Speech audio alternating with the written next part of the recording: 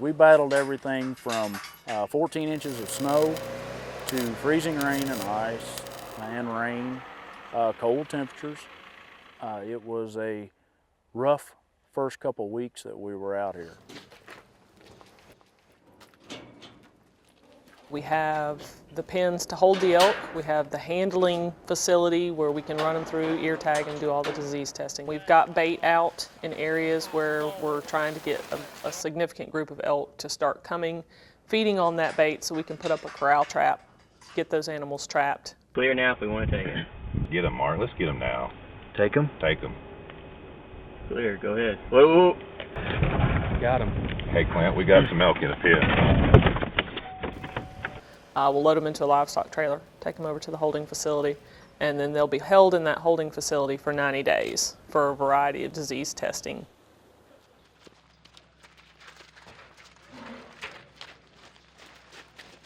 Elk would be quarantined before and after arriving in Missouri. These protocols are more stringent than any existing disease protocols for livestock or privately imported elk and deer. When you move an animal from one place to another, each animal has, a unique biological package on it. It could have ticks on it. It could have mites. It could have, disease. Those things are all possibilities. And what we wanted to make sure of was that each animal was tested, and we cared for each animal to try to limit, anything being transferred. And you've got the healthiest animals possible. So it's been a great collaboration as far as with the veterinarians and making sure that the protocol is set up. They're going to be tested numerous times for numerous key diseases that we'd be concerned about, and I don't know how much more thorough we could be than to do that. They'll be tested at the point when we gather up, and they'll be tested several times in between. They'll also be tested when they get back to Missouri before they're released.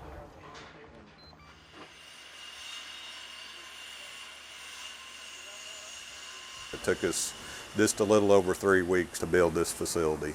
The major obstacle that we ran into in that was just the weather. This time of year, springtime of the year, we were contending with rain about every 3 days or so. The guys did a tremendous job in a short period of time, less than 3 weeks, to build the entire facility here. So we're very, very happy with it.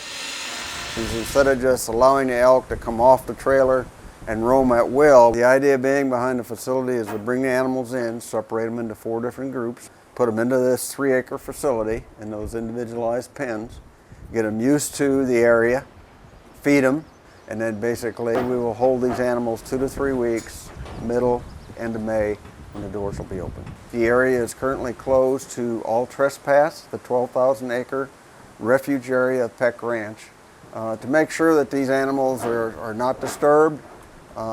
Make sure that basically when we release them that there's a couple of months here that there isn't going to be any human disturbance. And a lot of the research work that's been done on elk has shown that the #1 factor with movement deals with human disturbance. The more that they're disturbed, the more chance they are of taking off rather than staying together and staying in the habitat area that we have here at Peck Ranch. And so by minimizing that amount of human disturbance, we hope that these elk will stay put and use that great habitat that we've got available for them.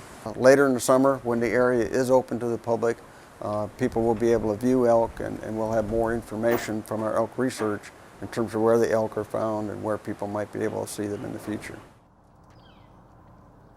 We know from other states that elk vehicle collisions do occur, but are infrequent.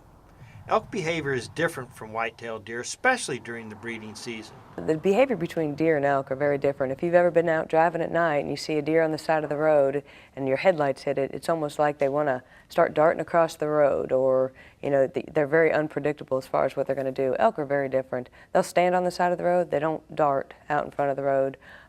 So you don't have that aspect. They don't come out of the middle of nowhere. From January 1st of 2005 till December 31st of 2010, in that 5-year span, we've had a total of 25 collisions.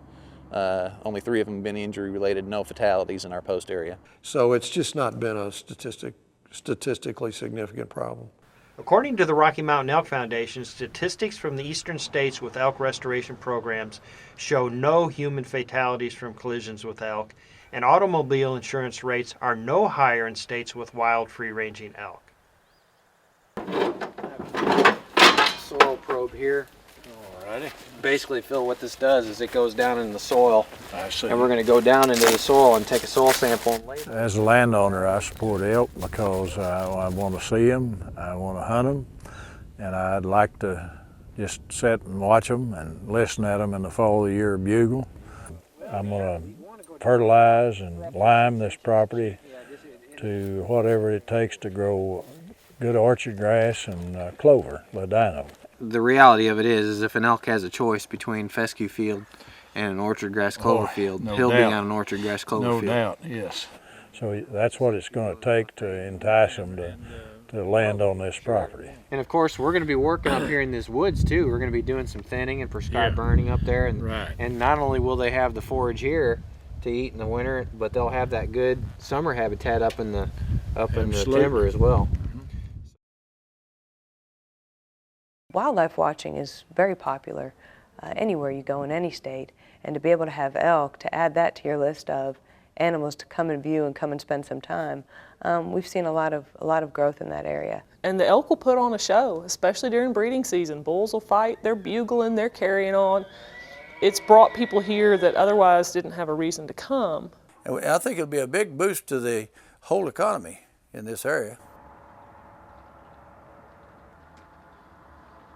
We're happy to be able to help another state get their restoration started. There's a sense of pride there in helping another state achieve something, a wildlife success story, bringing back a species that's been gone for 150 years. It's a big project. It takes a lot of work from a lot of people, and a lot of people being patient and working together, and making sure that everybody is involved and we're getting the things done in time to, keep up with our schedule to make sure that the elk are released in Missouri when they need to be. To get all of those groups and organizations and partners to work together and to make that happen is a difficult thing to do. And I'm very impressed at how it's been working. I'm grateful to Missouri and the Rocky Mountain Elk Foundation for all of their part and roles that they've played in helping out with Kentucky. Everything that everybody's done has been great so far. And it takes a lot of work, it takes a lot of time, it takes money. But it's kind of neat to go out on a piece of ground that hasn't had an elk track on it in 200 years. To go out and see that elk track on that ground. Listening to the elk bugle on a foggy morning as the sun comes up is something that citizens have not done for generations. But with the help of partners, local communities, landowners, and organizations all across the state, Missouri is building on a successful conservation story. Bringing elk back is a new chapter to the state of Missouri. I'm just tickled to death to see the elk come back. It's bringing back a creature that roamed Missouri 150 years ago, and it's just going to be so fascinating to see that part of nature back again. Once folks, the first time they drive up and they see a herd of elk, they realize these elk are in Missouri, and I think they'll realize what a great project it is.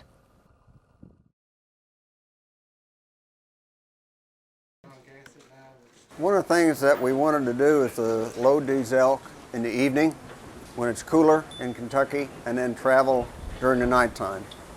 These trucks are well equipped to get good ventilation, good airflow, so the animals should stay cool during the overnight trip, because we are worried that they're still having their winter coats, so they could overheat. But by traveling at night, and this will be a non-stop trip, they'll be able to probably come here without even refueling and get here first thing in the morning. We wanted to get those animals off early in the morning so that when it's cooler, and get them off the truck just as quickly as we can.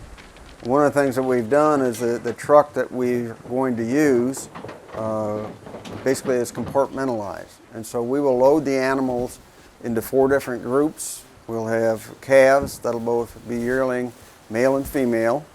We'll have a large group of cows, and then we'll have a large group of adult bulls in one compartment. And so those animals will come off group by group and go in the individualized pens that we have here.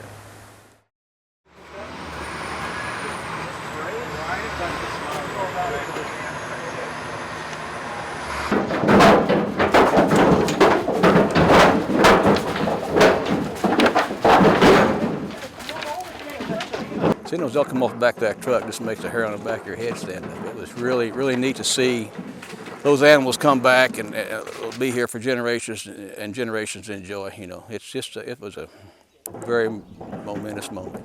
You can't explain the emotions, you know, to finally get to the fruition of a project, but we're all happy to be here, and by all means, this is something that's great for the state of Missouri. Restoring a native species back to the state of Missouri is extremely important for all of our citizens. Those people from Kansas City and St. Louis can come down during the rut era and see these animals and hear these animals and to really touch nature at this point in time. And this is the beginning of a new chapter for the state of Missouri. And 25 years from now, as we look and as conservation continues to advance forward, we will recognize the importance of this day. We will recognize the many doors that have been opened through this elk project. New partnerships that have been created, a new sense of inspiration among citizens that has been very obvious from the contacts, from the interactions that we've had with public all across the state. Today is good on many fronts.